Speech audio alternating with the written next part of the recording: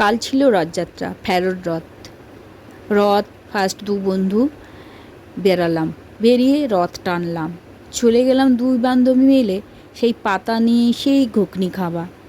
যতই বাড়িতে ঘুগনি হোক, মেলার ঘুগনিটা আলাদা। দুই বান্ধবী মিলে ঘুগনি খেয়ে জিলেপি খেতে হয়। সেই বান্ধবী বলল আবার জিলেপি দোকানে। ও জিলেপি কিনলো, আমার বাড়ির জন্য কিছুটা কিনে দিল।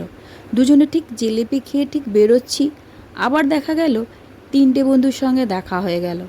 ওখানে আবার ওদের কাছে গিয়ে ভেলপুরি খেলাম। ভেলপুরি খাওয়ার পরে আমার কিন্তু কাল নেমন্তন্ন ছিল অন্য বন্ধুর বাড়িতে, কিন্তু সব বন্ধুর মন রাখতে হবে, তাই এই বন্ধুর বাড়িতে লাস্টে এলাম। তিন বান্ধবী মিলে খুব নাচানাচি, খুব মজা। এইগুলো মনের খাঁচায় রাখলাম, ক্যামেরা বন্দি করে রাখলাম। আগের বছরের অপেক্ষা করে বসে থাকবো, আর যখন বয়স গড়িয়ে যাব সবাইকে এইগুলো দেখাবো কীরকম মজা করতাম রথের দিনগুলো।